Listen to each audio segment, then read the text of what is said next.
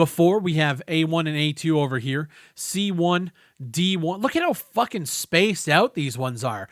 Boy, I'm about to bust open Photoshop real quick. We're back at it again with some more Battlefield 2042 discussion. DICE just put out a blog post detailing the changes that they're making to map design and the way that they're going to be implementing and kind of concepting maps moving forward. I'm going to go through it all here in this video. So if you guys like it, leave a like down below, subscribe for more Battlefield content. And if you guys want to pick up a mouse pad or a t-shirt, the link ttkapparel.com is down below. Click the link, check it out. Let's get into it. So in this blog post, they are outlining 5 main topics of discussion surrounding the future of DICE's map design in 2042. So let's jump in. So the first one is traversal of the maps. And as we all know, these maps are huge, barren, empty, garbage design. Now they're talking about traversal 4 months after launch, so let's take a look. One of the core issues we've identified is traversal. We both see and have heard your frustrations on how long it takes on maps today to travel between flags or from base spawn to flags. Did they not play the game? Yeah, that was clear from the beta that it was just horrible. This comes as a result of the introduction of 128 players in combination with some of the biggest maps that we've ever created as play spaces, and for me, it goes to show bigger isn't always better. 128 players is a direct cause for why your map design is so bad. Why are we doing 128 players? While the larger maps offer more play space and freedom, a side effect is that the gameplay is now spread out more, resulting in an overall increase in time to combat when related to playing the objective. Like obviously. We've seen you use such terms as walking simulator to describe how this feels in game. We understand that this isn't a satisfying experience and agree that there's too much overall travel time. Aren't you guys the devs? Like, yeah. We've already identified a number of obvious candidates that fall outside of our new expected behaviors, but we want to hear from you on this topic as well. Which maps presently provide a poor opening experience because of the location of the base spawn? Personally, you could choose any one of the all-out warfare maps. Every single one of them, from the base spawn to the first objective, is absolutely horrible. So they're currently looking to reduce the overall travel time between flag and base spawns on some maps by moving both the base spawns and the closest flag. So basically right now, they're taking the size of the maps and they're cutting them down.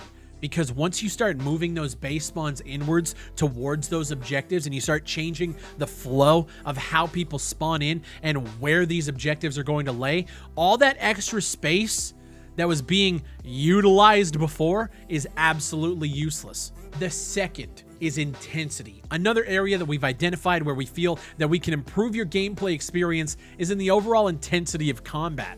Largely, we feel that this issue is mainly related to 128 player modes. Interesting. So again, 128 players is showing to be the culprit of another big issue with map design, and that's intensity.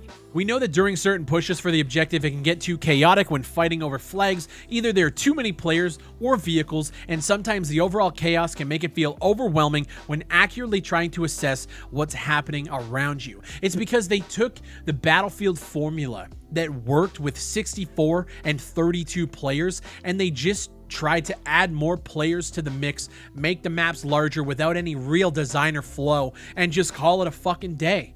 So now, 4 months after launch, we're sitting here talking about design things that should have been prototyped 3 years ago. In terms of improvements, we're presently reviewing if it makes sense to keep Breakthrough at 128 players versus 64, or if we feel that a reduction of the total number of vehicles that can spawn ensures that their presence isn't as overwhelming. So now what they're talking about is changing the way the maps flow, changing the size of the maps, bringing those base spawns in closer, and now they're talking about lowering the player limit, lowering the amount of vehicles. Not saying they are, but it's a conversation that they're having internally. What this entire post is summing up is DICE starting to admit without admitting that this isn't a Battlefield title. And now they're making changes that can bring this game to a more Battlefield-like experience where the chaos still reigns supreme, but it's still playable, it's still fun, it's enjoyable, and there's actual flow to the combat. There's flow to the maps, and with the spawns and the objectives, there's actual care and attention put into the game,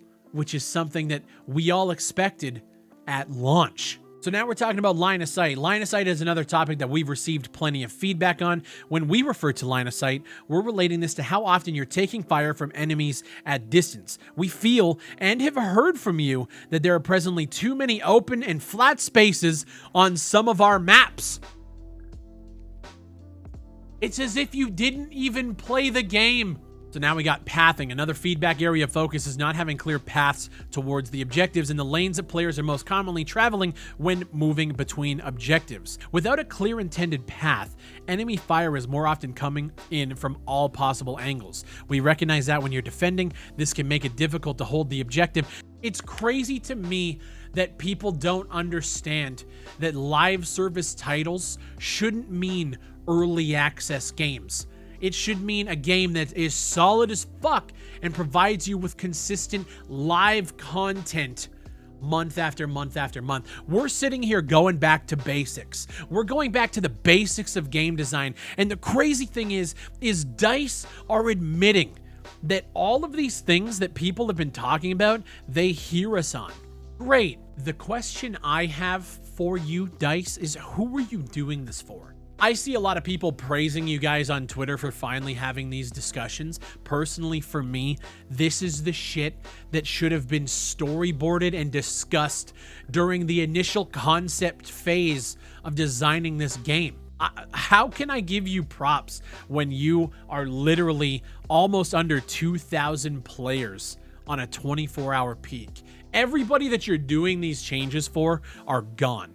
Does that mean you should stop changing it? I don't fucking know. But my question is, who are you doing this for? Nobody's playing it. And I feel like most of the people that have left, most of the people that you're making these changes for have already told you how badly you fucked up, where you need to improve, but this isn't on 2042. Where you need to improve moving forward in your next title, because 2042 at its core is a horrible game. We already all know this. It's beating a fucking dead horse at this point on both ends. So this is Kaleidoscope Conquest. So let's have a look at Conquest. So before we have A1 and A2 over here, C1, D1. Look at how fucking spaced out these ones are. Boy, I'm about to bust open Photoshop real quick. Even though there are no paths, which don't fucking ask me why it's still a US spawn. US spawns there. We have A1, B1 and B2, C1 and C2.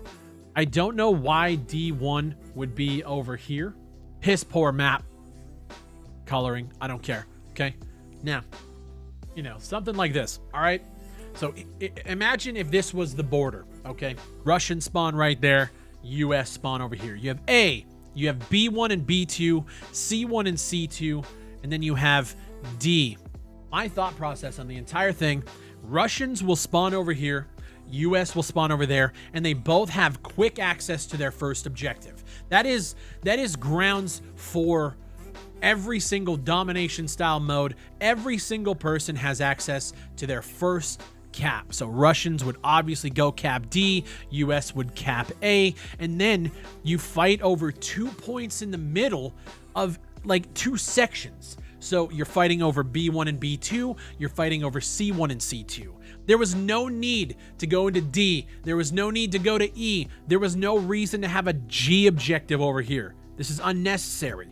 Cut it down from 128 players to 64, have limited vehicle access, and then all of the terrain here is where you start to cut down your line of sights. So you start like over here, you raise the level, elevate it. So now if you're capping A, you can't get directly shot from B or B1 or B2, right? And then over here, instead of making this like a dip, you make this like a bridge area with a bunch of like pillars and stuff. So if somebody's at C1 capping, they might be able to like defend themselves from shots raining over from B.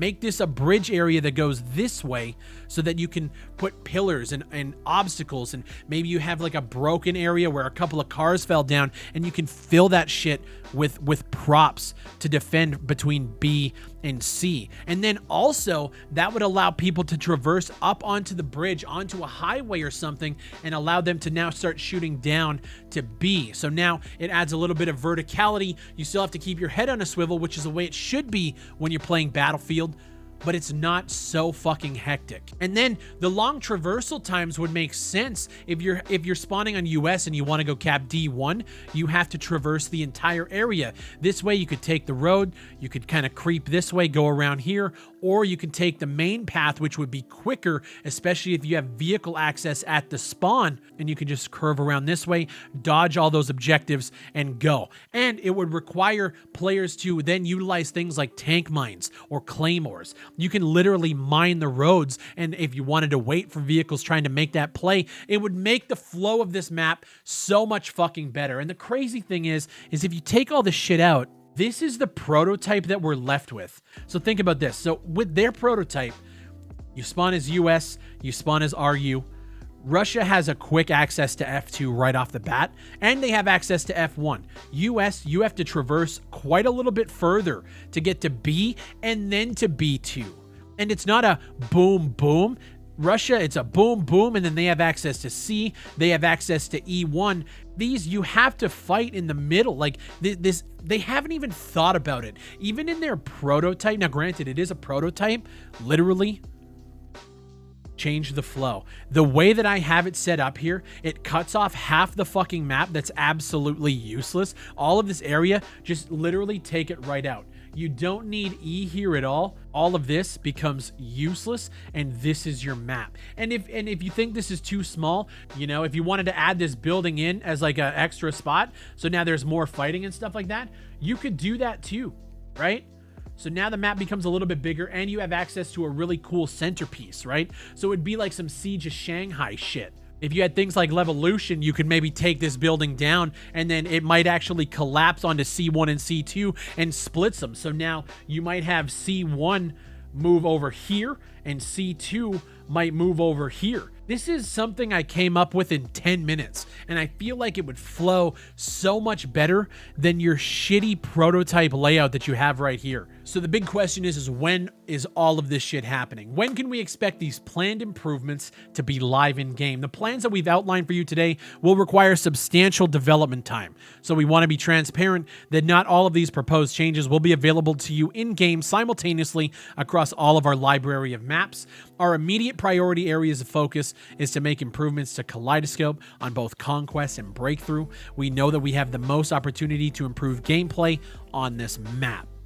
So their focus is on Kaleidoscope. They currently plan to deliver updates to specifically Kaleidoscope during Season 1, which isn't happening until the summer. And your feedback will help us not only optimize the changes that we're making to this map, but best inform us on where our focus on improving maps should move to next. We're in March right now, and we're not seeing changes to Kaleidoscope until the summer. By the time summer rolls around, nobody is going to be left playing this game.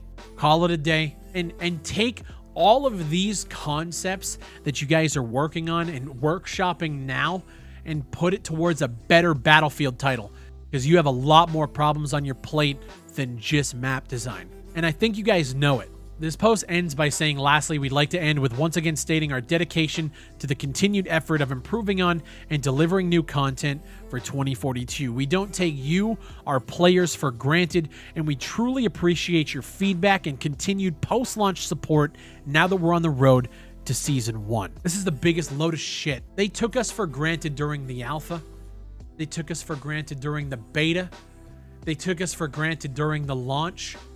And now that they're seeing the player numbers dip to astronomical lows, when Battlefield 4, a game that came out almost a decade ago, is beating your current title in player count, you have a huge problem. You took us for granted through all of these feedback loops. You decided not to delay the game, but you delayed Season 1. You're taking your dear sweet time with making all of these changes now because you don't take us for granted. I personally wish that this is how you treated the game before it came out, so that when we put our money down, it was actually worth our while. But alas, we're here. I'm not going to beat a dead horse anymore. Battlefield 2042, hey, you guys are making changes that should have been done 3 years ago. Congratulations. What do you want us to say? Do you want a pat on the back? I'd be scared to, because all of our money would jingle out of all your pockets if we hit you too hard. As always, my name is Big Fry. I appreciate you guys watching so much. If you enjoyed the video, leave a like on it, subscribe for everything Battlefield. And if you guys want a mouse pad or a t-shirt, check out ttkapparel.com. That is my new apparel company. And I'll see you on the next one.